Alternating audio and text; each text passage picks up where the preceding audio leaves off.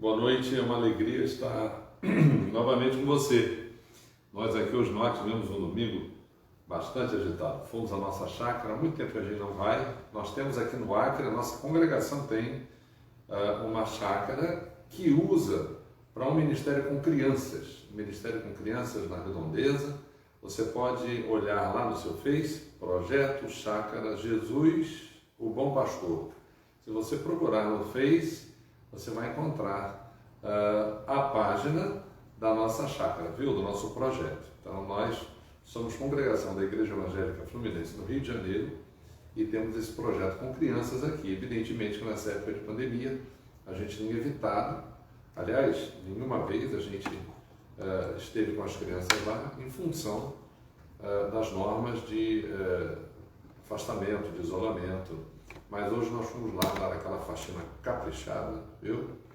Então nós estamos de volta, estamos com você, estamos alegres de podermos juntos louvar o nosso Deus, aprender a palavra de Deus. Vamos começar com uma oração, não é? Eu vou convidar a irmã Regina, que está aqui conosco, que foi a nossa líder hoje, lá na faxina da chácara. Nós agradecemos a Deus a oportunidade de cuidar daquele imóvel, de cuidar daquele lugar. Outras pessoas têm nos ajudado também. Nós vamos orar pelo nosso vizinho. Alô, alô. Jonathan e família têm nos ajudado bastante. Seu primo também tem nos ajudado. Nilson e esposa também nos ajudando. Nós vamos orar por essas pessoas. A irmã Regina vai agradecer esse dia que Deus nos deu. E nós vamos pedir pelo culto e continuar também orando pela nossa igreja. Jorge, a nossa igreja, a gente daqui a pouco tem que ligar para ele para saber como é que ele está. A irmã Lúcia também, não é? Nós estávamos também, a irmã Maria José, essas três pessoas, viu? Nós vamos então pedir a irmã Regina que comece com a oração, logo depois nós vamos cantar o primeiro hino e então fazer a leitura do texto do sermão desta noite. Vamos orar? Senhor Deus Pai, muito obrigado porque podemos estar reunidos, Senhor, louvando o Teu nome, bendizendo, lendo a Tua palavra, aprendendo de Ti e também colocando diante do Teu altar, Pai de amor, esses pedidos. Amém. Primeiramente, te agradecer pelo dia que passamos ali na chácara, cuidando daquele imóvel, que é de serventia para aquelas crianças que estão ao redor da chácara, tão carentes, ó Pai, tão necessitados da Tua palavra. Que o Teu amor, ó Pai, a Tua voz possa alcançar cada coração e o trabalho que a gente vinha realizando, Pai de amor, mesmo sendo interrompido durante esse grande período, não venha cair por terra, ó Pai, mas que a semente que nós plantamos continue firme, germinando, Senhor. Nós te agradecemos por aquele local, pelo trabalho que a nossa igreja desempenha, Pai. Te agradecemos pelos vizinhos que ali estão conosco, também dando todo o apoio e suporte, agora que nós perdemos também o nosso caseiro. E te pedimos, Pai de amor, pelos enfermos de nossa igreja, irmã Maria José, irmã Lúcia, o irmão Jorge, que eles possam estar sendo cuidados por Ti, ó Pai, restaura a saúde de cada um deles. Nós te pedimos assim, em nome de Jesus. Amém. Amém. Um abraço ao Wesley, esposa, Adriele, que estiveram lá, sobrinha dela também, aliás, é sobrinha, né? Sim. Wesley, filho, obrigado pela presença de vocês, foi agradável ter almoçado com vocês hoje, viu? Vamos cantar? Acompanhe conosco, você que está no Face, nós estamos também na página da igreja, Face, Sidmar Oliveira, na página da igreja no YouTube, IEC Manuel Julião. Ali você acompanha o slide, ali você acompanha o hino que nós vamos cantar agora, que é 231 de salmos e hinos.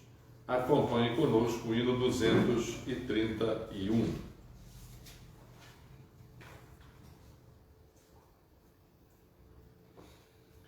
Temática da nossa mensagem continua sendo no livro de Hebreus, a superioridade de Jesus. Então nós vamos cantar esse hino que fala a respeito de Jesus como Rei.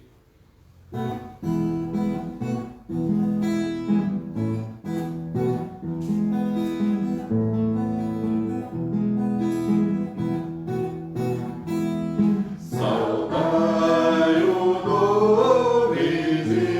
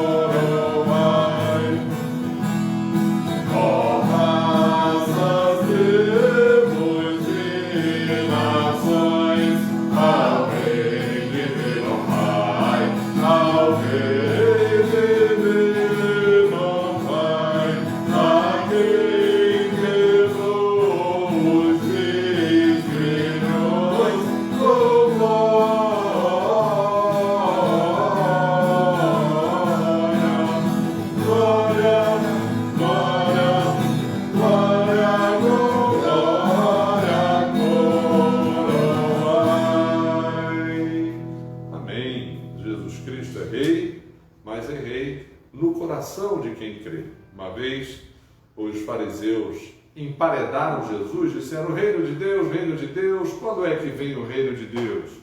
E Jesus disse: não é com visível aparência, porque o reino de Deus já veio e o reino de Deus está dentro em vós. Então, Jesus reina no coração daquele que crê. Lá fora, reino político, Jesus Cristo não é, por enquanto, rei político. Ele é rei do coração, ele é rei no coração daquele que crê nele. Por isso que o hino diz: coroa Jesus como teu rei. Eu não posso coroar Jesus como rei de mais ninguém, a não ser como rei da minha vida. Né? É isso que diz a letra do hino. Vamos ler? Atenção, congregação. Não é? Nós estamos na metade do livro de Hebreus, né? Talvez um pouco mais para o final do livro de Hebreus.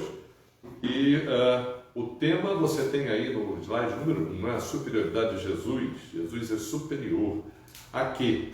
Então a gente vem dizendo a que instância Jesus é superior. E principalmente no contexto do Antigo Testamento, tudo aquilo que teve valor, mas teve valor enquanto apontava para a realidade da revelação, da manifestação de Jesus. Essa carta é chamada Carta aos Hebreus exatamente porque o autor, anônimo, a gente não sabe quem escreveu, muito inteligente, uma divisão de assunto primorosa, um grego sofisticado, ele faz uma ponte do Antigo para o Novo Testamento e mostra como que em Cristo Jesus tudo aquilo que foi prometido no Antigo Testamento teve a sua concretude, teve a sua confirmação. Nós vamos ler hoje o capítulo 9, nós vamos abordar o final do capítulo 9. Nós paramos na semana passada no versículo 16, nós vamos, 15, desculpem, vamos continuar a partir do 16, mas o texto que nós vamos ler é o texto do versículo 23 a 28.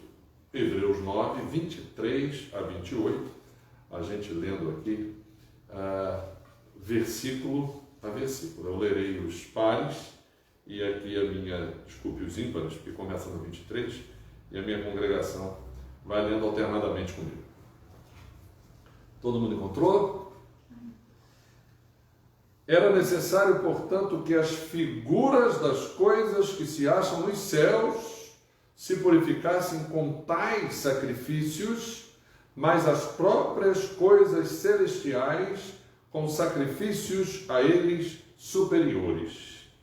Porque Cristo não entrou em santuário feito por mãos, figura do verdadeiro, porém no mesmo céu, para comparecer agora por nós diante de Deus. Nem ainda para se oferecer a si mesmo muitas vezes, como o sumo sacerdote cada ano entra no Santo dos Santos com sangue alheio. Ora, neste caso, seria necessário que ele tivesse sofrido muitas vezes desde a fundação do mundo. Agora, porém, ao se cumprirem os tempos, se manifestou uma vez por todas, para aniquilar pelo sacrifício de ti mesmo o pecado. E assim como aos homens está ordenado morrerem uma só vez, vindo depois disto o juízo, assim também Cristo, tendo se oferecido uma vez para sempre, para tirar os pecados de muitos, aparecerá segunda vez sem pecado aos que o aguardam para a salvação. Nós vamos repetir os dois últimos versículos em conjunto, todos nós aqui. Eles são importantes, eles fazem uma síntese daquilo que o autor de Hebreus diz no capítulo 9, não é? Então nós vamos repetir juntos o 27 e o 28. E assim como aos homens está ordenado morrerem uma só vez, vindo depois disto o juízo, assim também Cristo, tendo se oferecido uma vez para sempre, para tirar os pecados de muitos, aparecerá segunda vez sem pecado aos que o aguardam para a salvação. Muito abençoado o texto que lemos, né? Vamos orar? Senhor, muito obrigado por esta oportunidade, mais esta, de estarmos aqui na Tua presença e obrigado por essa continuidade do estudo da Carta aos Hebreus. E ajuda-nos na compreensão. Louvamos o Teu nome por aqueles que estão conosco. Continuamos a pedir bênção por aqueles que estão precisando de cura, de atendimento no hospital, consolo para aqueles que estão enfrentando perda e que no conjunto, Senhor, esses dias estejam perto de terminar. É o que nós pedimos a Ti em nome de Jesus. Amém. Amém. Queridos, permitam-me um recado rápido aqui, a minha diaconisa, né? Corre no carro para tirar aquele torno, ele pode estar virado, derramando. Já, Ok. Nós estamos voltando à chácara da nossa faxina, a gente quer tirar da mala do carro algumas coisas que podem estar lá derramando. Muito obrigado. Queridos, olha aí o seu slide. Nós estamos no final do capítulo 9 e nós estamos no meio de uma discussão a respeito da validade das alianças do Antigo Testamento. E mostrando a argumentação do autor de Hebreus, está chegando aqui no ponto central do livro de Hebreus, dizendo como que em Cristo Jesus o compromisso nosso com Deus se confirma. Nós falamos de alianças no Antigo Testamento, nós dissemos que há uma figura jurídica nelas, porque na Antiguidade havia esse empenho, esse compromisso, inclusive até as nações pagãs tinham esse mesmo modelo, era o modelo de um compromisso com o seu Deus, com o seu ídolo. Então, isso existia também no contexto das nações pagãs. A gente sabe que no Antigo Testamento, eu lembro muito do meu pai, que ele usava uma expressão que ele aprendeu no seu tempo de seminarista, com os seus professores. Ele dizia, olha, o Velho Testamento é a revelação de Deus em marcha, até que ela de uma vez se cumpra na pessoa de Jesus. Isso é verdade, esse raciocínio está certo. Então, na época dessa revelação em marcha, certos elementos da religião de Israel substituíam, totalmente trocavam o valor dos elementos das religiões em torno das religiões consideradas de povos que eram idólatras. Então, o próprio testemunho de Israel, a presença de Israel no lugar onde eles iam morar, aquilo representava para todas as nações à volta o testemunho de Deus. Lembram daqueles sermões? A gente aqui estudou, no meio de semana, nós começamos estudando o livro de Atos dos Apóstolos. E a gente lembra dos sermões de Pedro, dos sermões de Paulo, em que eles diziam assim: Deus não se deixou ficar sem testemunho. Então, tudo em Israel testemunhava as perfeições de Deus. Nós, no domingo passado, mencionamos o tabernáculo. No início do capítulo 9, o autor de Hebreus foca no tabernáculo, e a gente comentou do desejo que o povo de Israel tem de reconstruir o templo, pois tudo aquilo que eles desejam reconstruir refletem perfeições de Deus. Porém, todas elas têm o seu cumprimento na pessoa de Jesus. Então é exatamente isso o teor da argumentação do autor de Hebreus. O povo de Israel foi chamado a fazer uma aliança que renovava.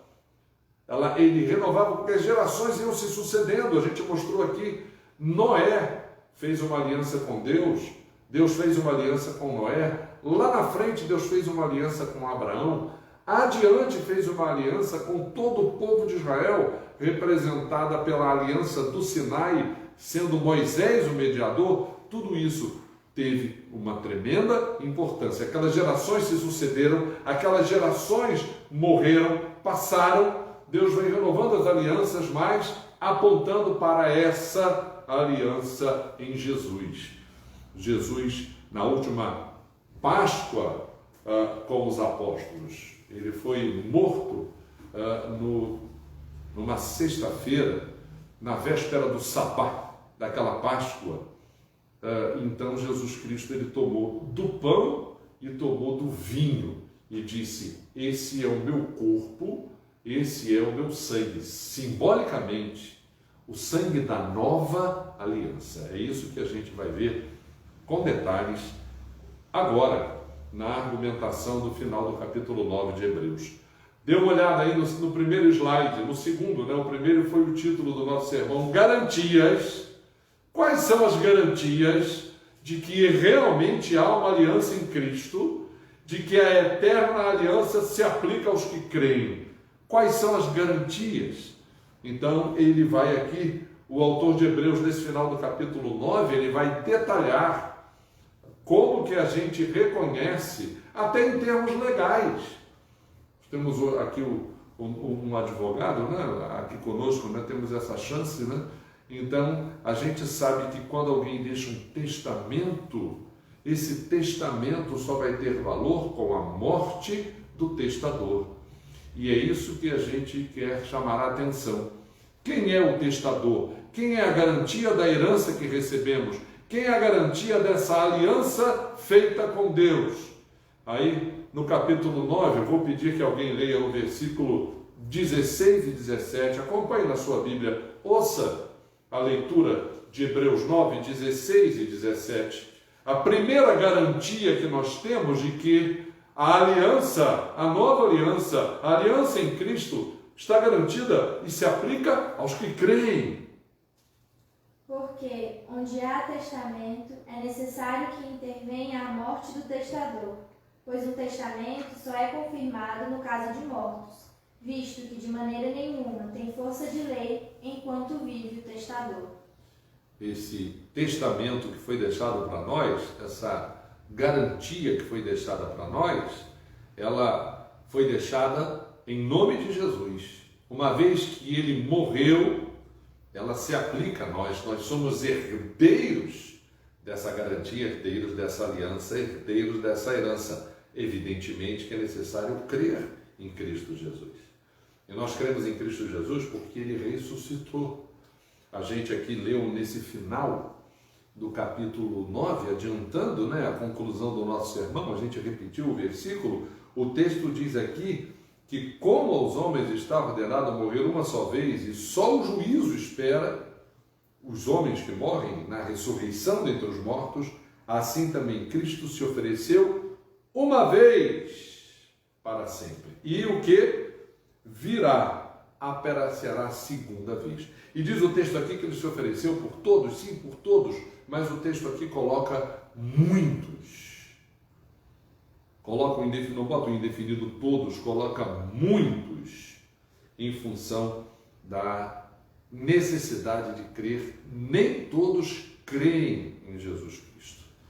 Então, a primeira coisa que garante que a aliança se aplica a nós é a morte, que consta na argumentação do autor de Hebreus, para que a gente consiga negar a existência de pessoas perversas, pessoas más. E a gente está falando nem aquele que a gente carimba, que a gente já discrimina, carimba como bandido, como criminoso, não. A gente está falando do refinamento, daquele que se apresenta com uma fala bonita, com uma roupa bonita, com um nível de escolaridade, com um sobrenome bem nascido, e é demagogo, hipócrita, ladrão. É esse que é o pior.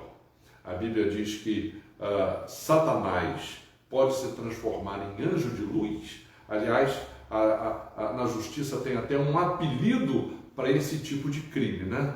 Existe o crime e existe o crime do colarinho branco, não é?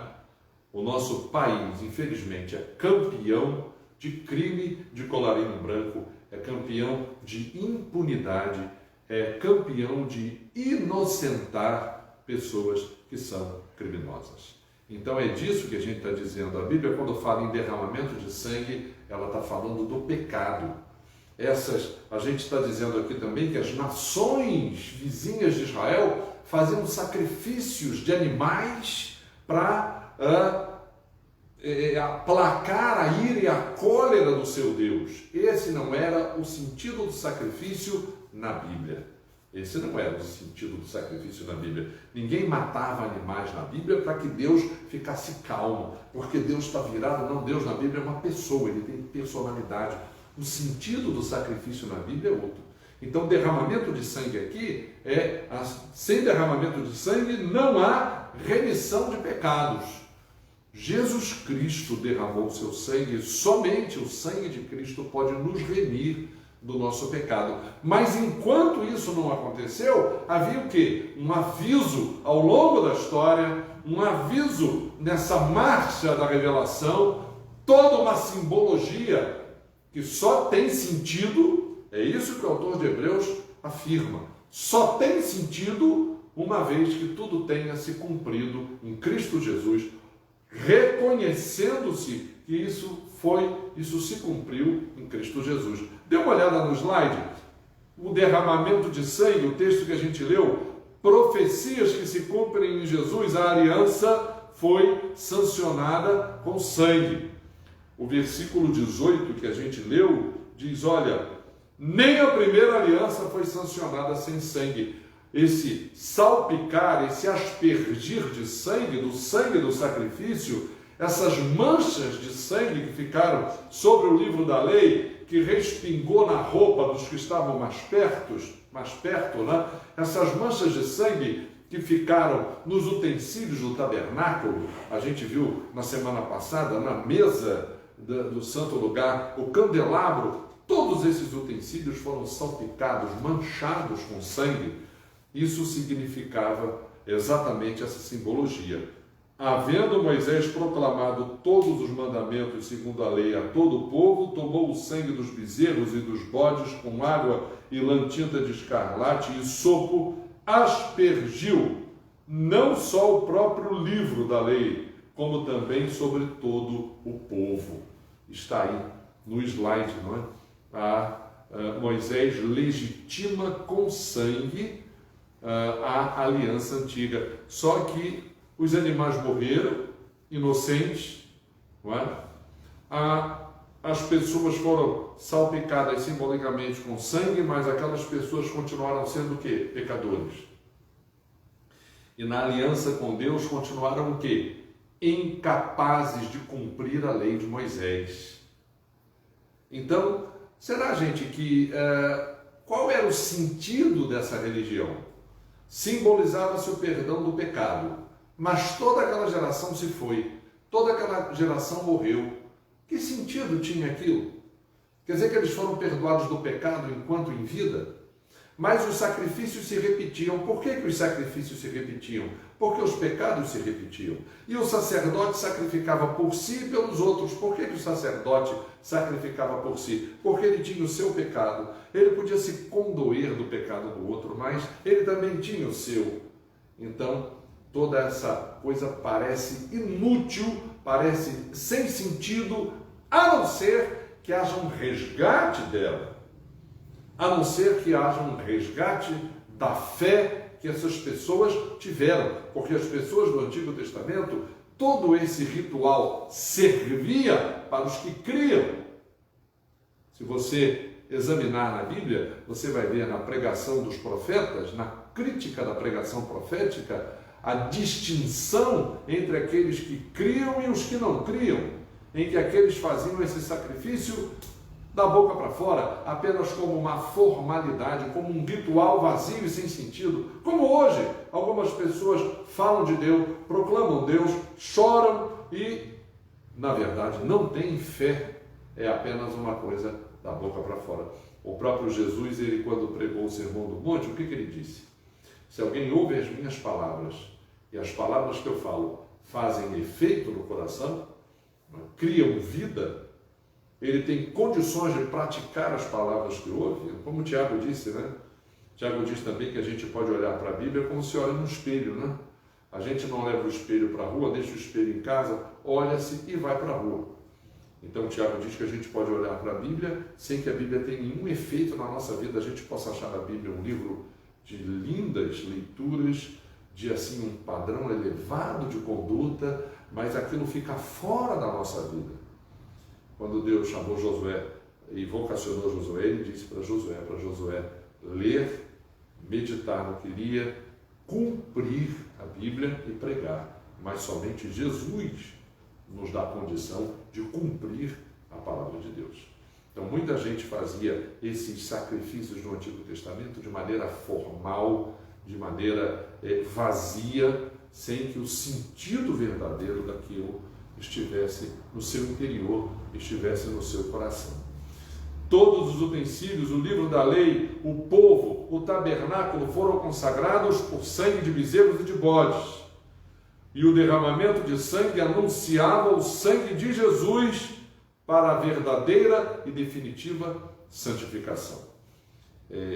Se aquelas pessoas morreram, participaram daqueles rituais, o ofertante colocava a mão sobre a cabeça do bezerro, da ovelha, do bode, do cabrito. Se fosse uma ave, a pessoa que não tinha condição financeira de levar, que tinha apenas o gado para o seu próprio sustento, podia levar uma ave no lugar do seu gado, colocava também a mão na cabecinha da ave, entregava aquilo tudo.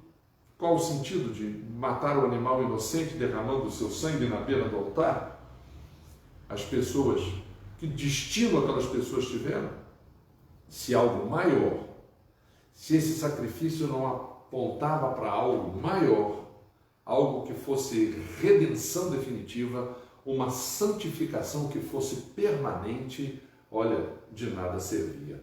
É essa a argumentação do autor de Hebreus. Ele deseja que aquelas pessoas entendam isso, que todo aquele ritual tinha sentido em Cristo Jesus. Vamos ver o slide seguinte? Está aí a explicação do significado. A gente vai dar continuidade. Esse texto que nós lemos, o texto de Mateus 9, 23 a 28, ele agora está aí pormenorizado. Esse texto que nós lemos no começo do sermão, você pode acompanhar na sua Bíblia. Eu coloquei em 2 colunas para que, de modo detalhado, você entenda o que o autor de Hebreus deseja fazer quando argumenta isso. Olha, é necessário que todo esse ritual que tinha valor, um ritual do qual Moisés participou, um ritual que Arão, o irmão dele, herdou de Moisés e transmitiu para os outros sacerdotes, um ritual que a tribo de Levi praticou durante toda o período do deserto, armando e desarmando aquela tenda, o ritual que foi praticado no templo de Salomão enquanto ele esteve construído, todo esse ritual, todo aquele trabalho que Davi teve, colocando, instituindo o ministério levítico de cantores, o ministério levítico de pessoas que cuidavam dos utensílios do templo, o ministério levítico daqueles que ensinavam, como o rei Josafá pediu que os levitas saíssem por Israel, ensinando o livro da lei de Moisés. Tudo isso tem sentido se Cristo Jesus for entendido, se a fé em Cristo Jesus for confirmada como a confirmação, concretização, como Jesus Cristo como superior, concretização de todas essas promessas. As figuras das coisas com sangue de animais, as próprias coisas celestiais com o sangue de Cristo. A gente leu aqui que Moisés, ele salpicou com sangue o próprio livro da lei, né? Aquela cópia do livro da lei da data de Moisés, que depois foi recopiada até chegar nos nossos dias, aquele livro ficou manchado com gotas de sangue. Aquele livro já se perdeu. Alguém teve que copiá-lo porque ele, né? Aqueles utensílios do templo que foram salpicados, nenhum deles sobreviveu ao tempo. Todos eles se perderam. Aquelas pessoas que receberam um respingo de sangue, todas elas já viraram pó. Aliás, tem uma visão muito interessante no livro de Ezequiel, né? Que Deus diz que Ezequiel profetizasse, levou Ezequiel a um vale de ossos secos e disse a Ezequiel que profetizasse aos ossos. Ezequiel falou para Deus: eu não posso pregar, já é difícil pregar para as pessoas, eu vou pregar para os ossos. E aí a Bíblia diz que Ezequiel começou a pregar. E aqueles ossos, imagina você num lugar, um monte de esqueletos na superfície, e você escuta o barulho dos ossos, das juntas dos ossos se agrupando. E Eliseu sentiu medo, e Deus falou: continua. E aqueles ossos foram se encaixando e foram aparecendo os músculos nos ossos, foram aparecendo, depois a vianda, depois as entranhas, tudo foi aparecendo, até que havia... Hoje um dos garotinhos lá, nosso vizinho, perguntou, ele jogando um joguinho no celular, sobre zumbi. Pastor, zumbi existe? Eu falei: na imaginação das pessoas, não? Zumbis não existem. Agora, pessoas ressurretas existem. Elas vão voltar à vida. Então, a Bíblia diz que em Cristo Jesus há a santificação dos que vão habitar nos céus. O autor de Hebreus diz: olha, as figuras das coisas, elas foram besuntadas, salpicadas com sangue de animais. Agora, as pessoas que vão para os céus com o sangue de Cristo. Gente, se todas as pessoas que creram em Jesus, se todas as pessoas que creram em Deus, elas morreram e não vão ressuscitar, a gente está perdendo tempo aqui nessa live, né? A gente está perdendo tempo em crer em Jesus. Só é possível a confirmação da fé na pessoa de Cristo Jesus. Só é possível a confirmação de uma aliança com Deus na pessoa de Cristo Jesus.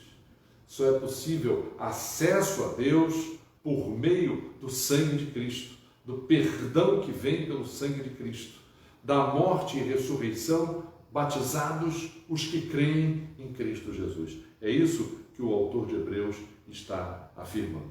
Aquilo só teve valor se houver concretização na fé, pela fé em Cristo Jesus. E aqueles que creram lá atrás enxergavam Jesus naquilo tudo. Enxergavam Jesus naquilo. Se você lê o rei Davi no Salmo 51, confessando o seu pecado, ele reconhece isso. Ele fala: olha, se para eu ter o meu pecado perdoado, eu tivesse que fazer sacrifício, eu sou o rei de Israel, eu pegava todo o gado de Israel e sacrificava.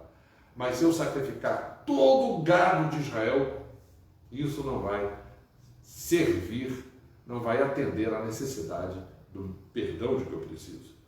Não vai me purificar do meu pecado, a não ser o sangue de Cristo.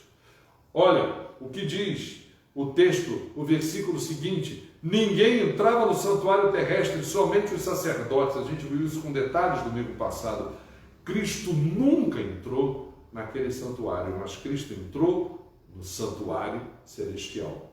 Gente, se existe um Deus, mas nós nunca vamos vê-lo, se existe um Deus, mas se o cemitério é o nosso fim, Para que esse Deus existe? E como é que nós vamos comparecer diante desse Deus? Se nós não temos, se nós somos pecadores? Só uma maneira de nós comparecermos em santidade diante de Deus, por meio do sacrifício de Cristo Jesus.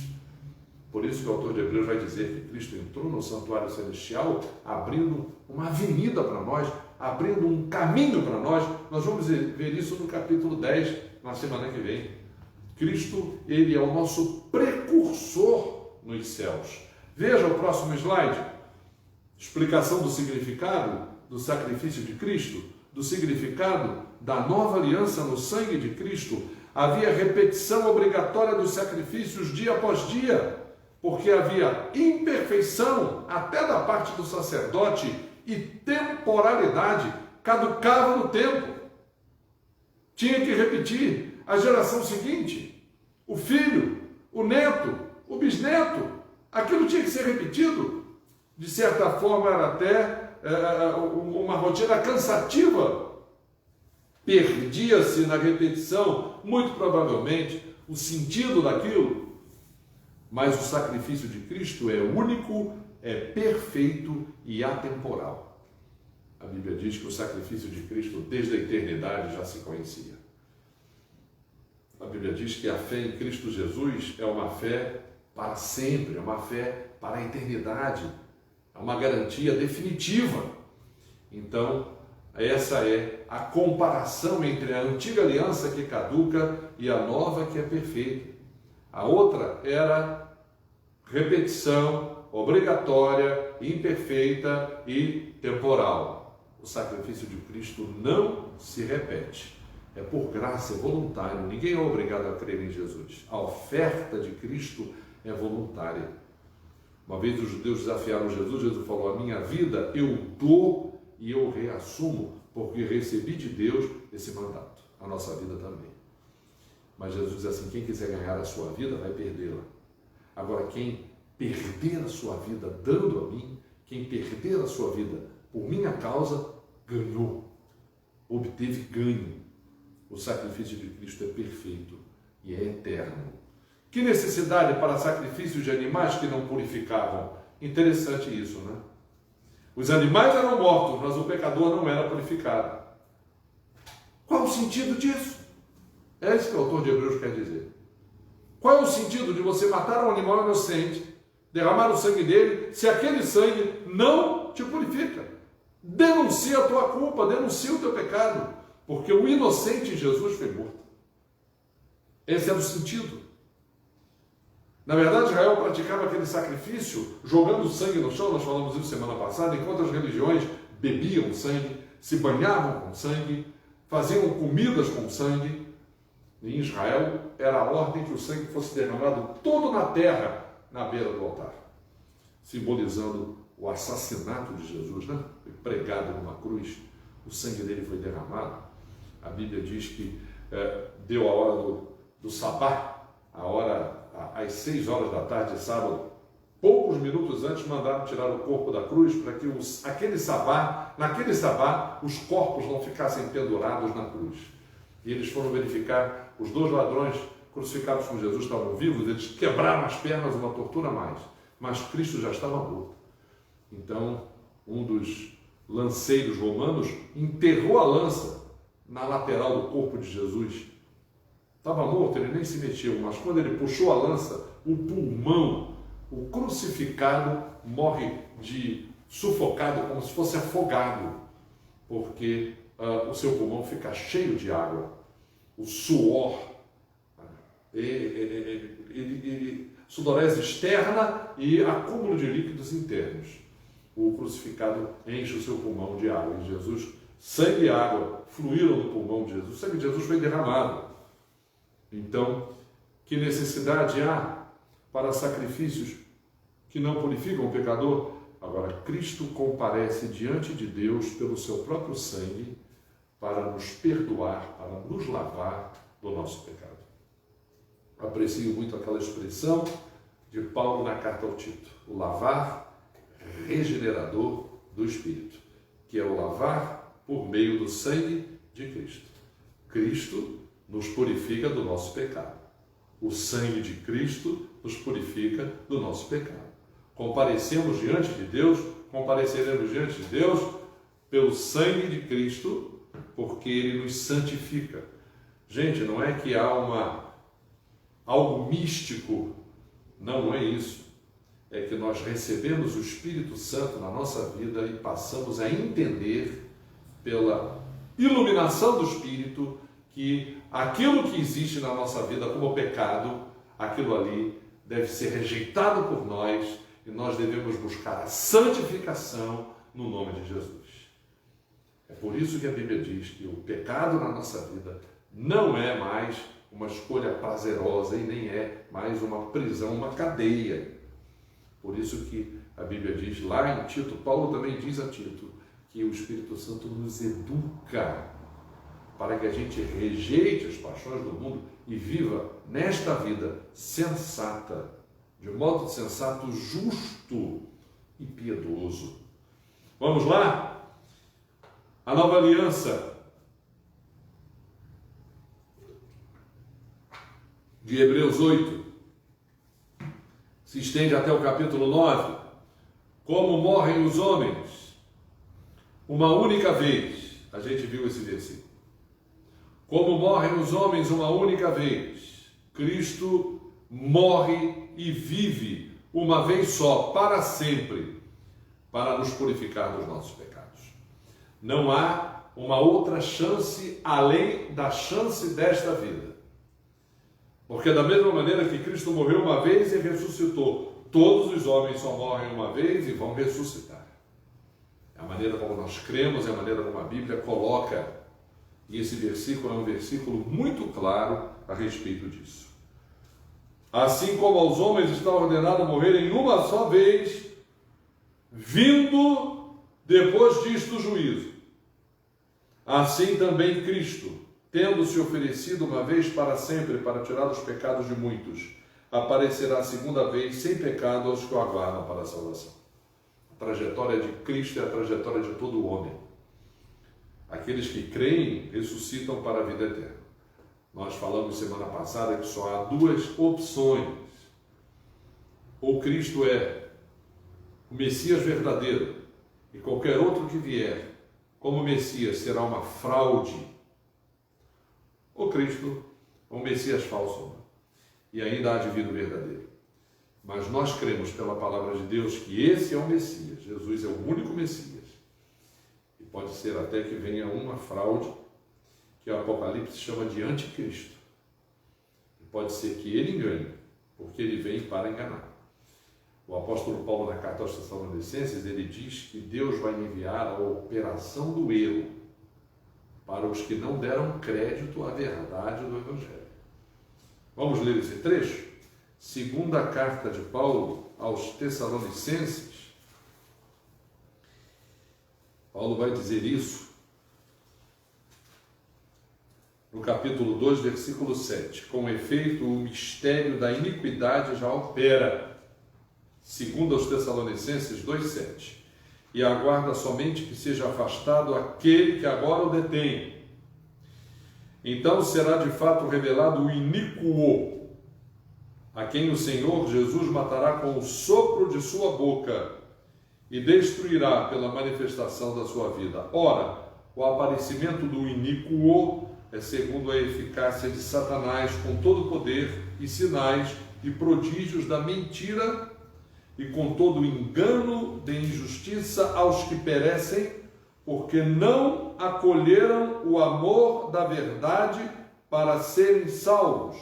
É por este motivo, pois, que Deus lhes manda a operação do erro para darem crédito à mentira, a fim de serem julgados todos quantos não deram crédito à verdade, antes, pelo contrário, deleitaram-se com a injustiça. Então, Jesus é o Messias, e é bom que você creia nisso. Jesus Cristo está aí no slide, né? Que se ofereceu de uma vez para sempre para tirar os pecados de muitos, aparecerá a segunda vez sem pecado aos que o aguardam para a salvação. Jesus é a garantia da nova aliança. É preciso que você se torne participante desta porque aquela antiga apontava para esta, e esta é a aliança definitiva. E é necessário que você creia em Jesus Cristo para que o teu compromisso com Deus esteja garantido. O autor de Hebreus vai terminar entrando pelo capítulo 10, confirmando tudo aquilo que nós já dissemos. Ele vai dizer que a lei é imagem e sombra, é uma profecia dos bens vindouros, e não imagem real. Portanto, não pode aperfeiçoar os ofertantes. O apóstolo Paulo, ele não desmerece a lei de Moisés. Uma vez eu escutei alguém dizer isso. Era até um rabino, dizendo que Paulo desmerece a lei de Moisés. Ele não desmerece a lei de Moisés. Paulo não diminui a importância da lei de Moisés.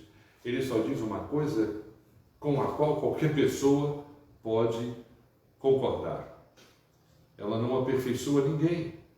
A lei de Moisés não aperfeiçoou nem Moisés, porque ela é santa, justa e perfeita. Mas me diz um homem que é justo, santo e perfeito. Nem Moisés foi. A pessoa que é justa, santa e perfeita é Jesus, é o Messias. É esse que a Bíblia aponta. Por isso que o autor de Hebreus entra pelo capítulo 10 dizendo, a lei, ela sempre foi uma imagem, uma sombra, uma profecia de um bem maior. Ela não é a imagem real. Por isso que ela nunca pôde tornar perfeitos os ofertantes. E não torna, e nunca vai tornar. A repetição é a maior prova de que não se alcançava perfeição. Por que se tinha que repetir? O sacrifício de Cristo não se repete, ele é perfeito. Mas a repetição do sacrifício era uma profecia para o tempo, até que o tempo permanente, até que o tempo real, até que o tempo da verdade, o tempo da vinda de Jesus, ele acontecesse. Paulo fala na carta aos Gálatas que na plenitude dos tempos, Deus revelou Jesus. O autor de Hebreus diz que a recordação dos pecados é feita. Nesses sacrifícios é feita uma recordação dos pecados, ainda que haja repetição e estrito cumprimento das regras, não há remoção dos pecados. Gente, há um rigor no cumprimento dos sacrifícios. A gente comentou aqui semana passada a denúncia de Oséias. No tempo do profeta Oséias, o sacerdócio de Israel tinha falido. Oséias pregou para as 10 tribos do norte, para as tribos que foram levadas para o cativeiro pelos assírios. E os profetas denunciam também em Judá. Jeremias diz assim, olha, o reino do norte era a irmã prostituta, o reino do sul também foi, porque viu a irmã errar, errou na mesma medida. Então as tribos de Judá também foram levadas para o cativeiro. Israel perdeu a terra, o templo foi queimado, e o rei, os filhos do rei Ezequias foram todos mortos na frente dele, o último rei de Israel. E depois que o rei depois que o rei Zedequias viu todos os filhos mortos, os olhos dele foram vazados. Foi o rei que desobedeceu o profeta Jeremias, que disse, renda-se. Ele não se rendeu, ainda fez um buraco na muralha e fugiu, deixando todo o seu exército, todo o seu povo à mercê dos babilônios. Pois ele foi pego, todos os herdeiros do trono de Israel foram mortos na frente dele, e depois os olhos dele vazados, e o povo foi levado para o cativeiro, porque era um povo idólatra. Me diga, que sacrifício, que sacerdócio levítico, o que eles conseguiram? Não aperfeiçoaram, não removeram o pecado do povo. Israel voltou do exílio, só depois que o povo de Israel voltou do exílio é que aprendeu a não ser mais idólatra. E quem diz isso está lá no Neviim. É só você ler a segunda parte da Torá, não é? A gente falou isso, né? Tanakh judaica, Torá, Neviim, Ketuvim.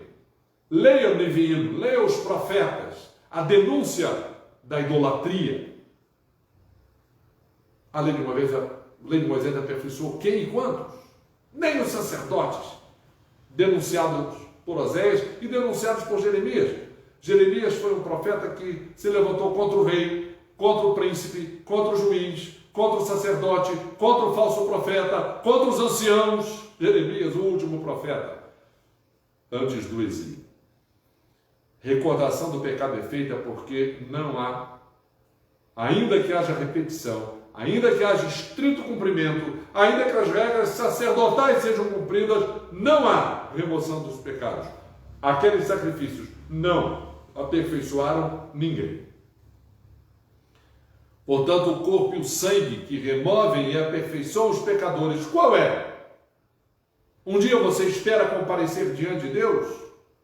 Ora, se você crê num Deus e o cemitério é o final, é o túmulo, o final da vida é o túmulo, o que adianta você crer em Deus? Agora você vai comparecer diante de Deus, você vai ressuscitar? Vai, pelo poder de Deus. Santificado? Como? Pelo sangue de Cristo, pelo batismo em Cristo. É isso que o autor de Hebreus diz. O corpo e o sangue de Cristo removem, aperfeiçoam os pecadores. A salvação reside no corpo e no sangue de Cristo. É isso que o autor de Hebreus está dizendo. Jesus é a garantia da nova aliança, é a garantia do perdão de pecados. O sangue de Cristo, o batismo no Espírito Santo aperfeiçoa o pecador. Redime do pecado, santifica. E na ressurreição, quem crê vai ressuscitar sem pecado e vai comparecer diante de Deus. Vejo você no dia do juízo e você vai me ver também lá no dia do juízo. Não importa que você não creia. Nem tudo aquilo não depende da gente crer para que exista. Não depende da gente crer para que seja verdade. Mas é bom que se creia e siga para lá garantido no sangue de Cristo. Embora o sacerdote cumpra o ritual diário, que não cessou de acontecer, o sentido não era de remover pecados, mas indicar que em Cristo se cumpria a profecia de todo esse ritual. O sentido da velha aliança não era dizer que os pecados estavam removidos. Só alguém muito louco vai afirmar isso. Todo aquele conjunto de rituais do Antigo Testamento, o objetivo deles não era dizer que com aquele ritual o pecado estava removido, o pecador estava aperfeiçoado. Não. Era dizer que em Cristo Jesus, aí sim, se cumpriria toda a profecia, se cumpriria toda a expectativa de salvação e a verdadeira remissão de pecado. A gente vai terminar. Agradece a você a tua participação até aqui. E sim, tem um slide, né? A confirmação, desculpe. Eu pensei que esse slide era uma sobra do domingo passado, mas não. Jesus diz assim: estou aqui, ó Deus, para fazer a tua vontade. A única pessoa que pode fazer isso é Jesus. Estou aqui, ó Deus, para fazer a tua vontade. Nessa vontade é que temos sido aperfeiçoados. Que sacerdote pode dizer isso, né? Você lembra dos sermões iniciais do livro de Hebreus? Em que Deus falou: tu és sacerdote para sempre, segundo a ordem de Melquisedeque, não é? O autor de Hebreus ele fez uma provocação com todas as pessoas, com todos os hebreus da sua época. Ele falou: vocês lembram de Abraão? Vocês lembram que ele era o pai da fé? Vocês lembram que ele é o patriarca da nossa fé? Vocês lembram que ele foi chamado e foi justificado por fé? Abraão creu e isso foi imputado a ele por justiça. Lembram disso? Pois Abraão deu o dízimo a Melquisedeque, foi abençoado por Melquisedeque. Quem é Melquisedeque? Qual é a linhagem? Qual é a genealogia de Melquisedeque? De quem ele é filho? Alguém sabe o nome do pai dele? A genealogia de Israel está tão bem guardada que hoje em dia você ainda tem a lista de quem é Cohen, de quem é sacerdote. Mas o que está escrito aqui? Deus fala para Jesus: tu és sacerdote para sempre. Segundo que ordem? Não é a ordem de Levi, não é a ordem de Arão, não é a ordem de Moisés, não é a ordem nem de Abraão, é a ordem de Melquisedeque. Melquisedeque, o rei de justiça. Quem é esse rei de justiça? Quem é esse anônimo? Para quem Abraão deu dízimo e que abençoou Abraão, que abençoou o patriarca. Que personalidade é essa? Teve sim pai e mãe, morreu sim, teve fim de dias, mas é um anônimo. Não é genealogia que garante, é Jesus. Jesus, ele diz: estou aqui, ó Deus, para fazer a tua vontade, e nessa vontade é que temos sido aperfeiçoados.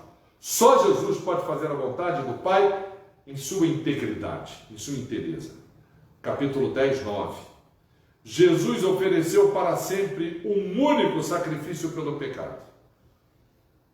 Jesus assentou-se à destra de Deus. Jesus aguarda a vitória definitiva dos seus inimigos. Quais são os inimigos? Pecado e morte. Jesus já venceu. Falta a nós vencermos. Quando o texto diz aqui que Jesus aguarda a vitória definitiva dos inimigos, é porque Jesus nos aguarda. A gente aprende na teologia, né, que nós estamos livres do poder do pecado. Quem crê em Cristo Jesus pode vencer o pecado, mas da presença do pecado ainda não. E por que nós vamos morrer? Por que a morte é necessária? Porque nós somos pecadores e só há uma maneira de se livrar do pecado: morrendo. Deus não nos quer mortos. Lembram dos saduceus, que a gente falou deles domingo passado, que debochavam de Jesus, dizendo que não tinha ressurreição? E Jesus falou: então, vocês dizem aí, vocês não entendem a lei? Está escrito na lei. Aí eles: vocês não entendem, vocês não sabem, vocês passaram batido pela lei. E eles não sabiam qual era o argumento de Jesus. E disseram: que texto, Jesus? Deus de Abraão, Isaac e Jacó. Deus é Deus de Abraão, Isaac e Jacó? Aí eles levaram um susto. Claro que Deus é Deus de Abraão. Então Deus é Deus de defunto. Que Abraão, Isaac e Jacó estão mortos. Vocês estão associando Deus a defunto. Vocês saduceus. Na lei, nem o sacerdote poderia, ir no velório. Hoje em dia, a gente não pode ir, ao sepultamento, a não ser a família. Olha lá, naquele tempo acontecia isso com o sacerdote. Morria o seu familiar, ele não podia ir. Se fosse o seu turno, a não ser que ele pedisse licença para isso, uma licença de 7 dias, se não fossem 14, 2 vezes o 7. Então, Jesus falou isso para os saduceus. Você acredita na ressurreição? Você acredita que Deus é o Deus que pode ressuscitar? Quem? Quantos? Você acredita na sua ressurreição? Se você, para acreditar na sua ressurreição, você tem que acreditar na ressurreição do Messias, na ressurreição de Jesus, que se ofereceu para sempre um único sacrifício pelo pecado, assentou-se à destra de Deus. É lá onde ele está. Lembra que quando ele falou que ele ia se sentar na destra de Deus, o sumo sacerdote rasgou as vestes, aquele teatro tremendo, achando que aquilo era um blefe de Jesus. Não é um blefe. Ele está à destra de Deus e aguarda o quê? A nossa chegada lá. A vitória definitiva para nós sobre o pecado e sobre a morte, porque ele já venceu. Isso é uma garantia nossa. Na ressurreição, dentre os mortos, definitivamente o pecado e a morte estarão vencidos. Os que creem. Lembra do versículo que nós lemos? Ele virá para muitos. Ele morreu por todos, mas Jesus virá para muitos. Porque Jesus morreu por todos, mas nem todos creem. Então ele morreu por todos, mas virá para muitos. A gente espera que você creia. Conclusão, esses são os termos da aliança em Jesus. Pôr no coração as leis, inscrevê-las na mente. Paralelismo, né? Como que, então, que fim teve a lei de Moisés? O fim da lei é Cristo, porque agora a gente pode cumprir a lei de Moisés por meio da fé. Por meio da fé. E o perdão vem, não é pelo sangue do bezerro e do bode, vem pelo sangue de Cristo para os que não cumprem, que somos todos. Não se lembrar da iniquidade e do pecado para sempre, porque foram vencidos em Cristo. E onde a remissão, resgate da dívida, não será mais necessária oferta pelo pecado. Há um plano para ser construído o terceiro templo? Será que esse terceiro templo vai ser construído? Tomara que seja. Mas alguém vai fazer sacrifício de animais no altar desse templo? Será que essa antiga religião de Israel vai voltar a existir? Serão levados bezerros para serem sacrificados no templo? Inútil, desnecessário, porque onde há resgate, não é mais necessário oferta. E o sangue de Cristo nos purifica de todo pecado. Deixa eu vencer. Você pode ter essa convicção a partir do momento que você colocar a sua fé em Cristo Jesus. A gente vai orar por isso. Senhor, obrigado pelas garantias que a Tua palavra nos dá. A maneira como aquilo que aconteceu e se cumpre em Jesus foi anunciado ao longo da revelação em marcha do Antigo Testamento. Tudo aquilo, Senhor, sempre teve essa finalidade, por isso era precioso. Aquilo tinha valor, não valor em si, mas valor como profecia que se cumpre na pessoa de Jesus, na pessoa do Messias. Esse é o esforço do autor de Hebreus para que a gente compreenda essa verdade, que essa verdade possa ser compreendida por aqueles que ouvem essa mensagem. É o que nós oramos em nome de Jesus. Amém. Vamos cantar conosco o hino final? Abra o seu inário, Salmos e Hinos, no número 408. Rocha Eterna. Rocha Eterna é o nosso Jesus. Busque refúgio na pessoa de Jesus. Continuando a orar pela nossa irmã Lúcia, aqui da igreja, pelo nosso irmão Jorge, pela nossa irmã Maria José, orar pelo seu Abraim, que é o avô do Mustafa. Mustafa é o pai da Yasmin, o esposo da Ivana. Um abraço para vocês também. Continuando a orar por ele. Alonso. O irmão Alonso, alô, Joaquim e Lígia. Vamos continuar orando pelo irmão Alonso, fazendo exercício respiratório, para ele se restabelecer logo e voltar para casa. Ações de graças também pela avó da Amanda, não foi? Que aniversariou ontem. Um abraço para o pastor Edson, sua amada mamãe, e bênçãos para a vida dela. Agradecemos a Deus por mais um ano de vida. Vamos cantar o hino 408. 408. Você canta conosco.